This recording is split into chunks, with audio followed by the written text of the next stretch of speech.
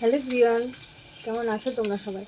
অনেক দিন হয়ে গেছে তোমাদের সঙ্গে কোনো ব্লগ শেয়ার করা হয় না, সেভাবে করা হয় না। আর এখন তো চারদিকে যেটা চলছে মানে কী বলবো, সে যাই হোক, ভাবলাম তোমাদের সঙ্গে আগে মাঝে মাঝে রান্নাবান্না শেয়ার করতাম, আমার সেটাও করা হয় না। তো আজকে ভাবলাম তোমাদের সঙ্গে চলে একটু রান্নাবান্না শেয়ার করা যাক। তো আমি আজকে রান্না করছি কি তোমাদেরকে দেখাই। আর এখন উনানে রান্না করছি, এখন প্রায় 1:45 বেজে গেছে। বাড়িতে বসে সঙ্গে তো আসেনি, খাওয়ার লোক নেই, আমি এখন ধীরে সুস্থে রান্না করছি। তো এই যে উনান জ্বলছে, আর এখন আমি ভাজা করে নিচ্ছি আলু, আর এই যে ইঁচড় সিদ্ধ করে নিয়েছি, আর একটু বড় বড় করে কেটেছি, সুন্দর গলে গেছে। তো অনেকে এটা ইঁচড় বলে, অনেকে গাছপাঠা বলেছে, যাই হোক। আর এই যে এখানে মশলা করে নিয়েছি, সব মশলা এখন আপাতত এখানে নেই। এখানে পেঁয়াজ কেটেছি, আদা কেটেছি, রসুন কেটেছি, আর এই যে মাছি বসে গেল। আর এই যে খাসির চর্বি নিয়ে এসে রাখা আছে আজকে। তো আজ বানাবো ইঁচড় দিয়ে, চর্বি দিয়ে। অনেকদিন ধরে খেতে ইচ্ছা করছিলো, কিন্তু সে আমি কেউ খেতে পছন্দ করে না, চিংড়ি দিয়ে বেশি পছন্দ করে। কিন্তু আমার ইচ্ছা করছিল, তাহলে একটু বানাই, ওদেরকেও দেবো। এবার সব মশলাগুলো একসাথে পেস্ট করবো। আমি আবার আলাদা আলাদা করে করি না, একসাথেই করি। আর আমার কথাটা একটু অন্যরকম লাগতে পারে, আমি কুল খাচ্ছি, মানে কুলের আচার খাচ্ছি।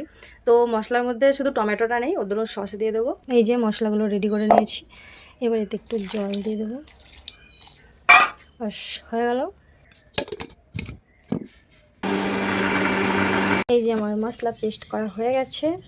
সিলেবাটা মশলা দিয়ে রান্না করলে বলে ভালো লাগে, তবে মিক্সার করলেও ভালো লাগে, লাগে না সেটা নয়। একটু না একদম মিহি করতে নেই, সিলেটা তো একদম মিহি হয় না, তো একটু চেষ্টা করবো কম মিহি করার জন্য, তাহলে টেস্টটা বেশি হয়। কড়াইতে তেল দেওয়া হয়ে গেছে, কড়ার এই সাইডগুলো দেখেছে কি অবস্থা, মানে আজকে 1 সপ্তাহ ধরে সমানে এই কড়াটাতে মাছ মাংস রান্না চলছে। এটা হলো জিরা ফোড়ন, শুকনো লঙ্কা আছে, তেজপাতা, গরম মশলা, এগুলো আমি ফোড়ন দিই। এই ফোড়নটা থেকে খুব সুন্দর ঘ্রাণ বার হয়ে গেছে, মানে দেখেছো প্রচুর ভালো হয়ে গেছে। এবার এর ভিতরে আমি পেঁয়াজ দিয়ে দেবো।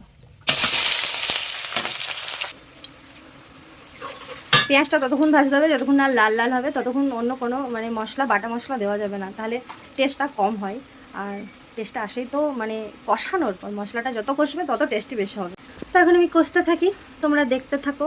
আর একটা টিনের ঘর তো খুব গরম লাগে, গরম লাগলেও ফ্যানেরও ব্যবস্থা। এই দেখো এই ফ্যানটা মানে কোথা থেকে পাওয়া হয়েছে বুঝতেই পারছো। পেঁয়াজটা আমার ভাজা হয়েছে, এবার আমি বাটা মশলাটা দিয়ে দেবো। স্বাদ মতো লবণ, হলুদ, তো একটু নাড়াচাড়া করে নেওয়ার পর দেবো অল্প একটু চিনি। অনেকে রান্না শেষে দেয়, আমি কিন্তু একটু মশলা কষানোর সময় দিই, যাতে কালারটা সুন্দর আসে। ভালো করে কষিয়ে নেবো যতক্ষণ না তেল ছাড়ে।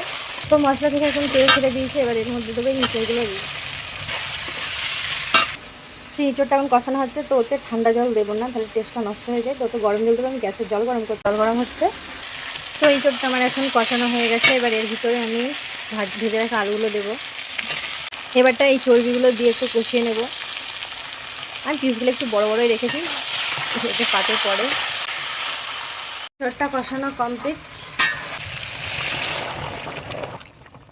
যেহেতু গোটা গরম মশলা আমি ফোড়নে দিয়েছিলাম, তো এবার অল্প করে বেটে নিচ্ছি।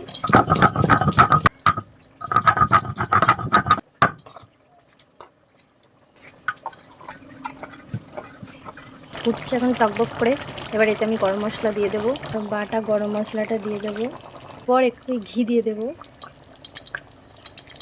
খুব বেশি দেবো না, অল্পই দিলাম, সবাই ঘির গন্ধটা সহ্য করতে পারে না, তো ওই জন্য। তো আমার রান্না হয়ে গেছে। এই ঝোলটা অনেকটা কমে যাবে যখন আমি একটু পরে খাবো, 1 ঘন্টা করে পুরোটা শুকিয়ে যাবে। এবার খেয়ে দেখার বেলা কেমন হয়েছে। খুব সুন্দর বলেছে, আর খেতেও বেশ ভালো লাগছে।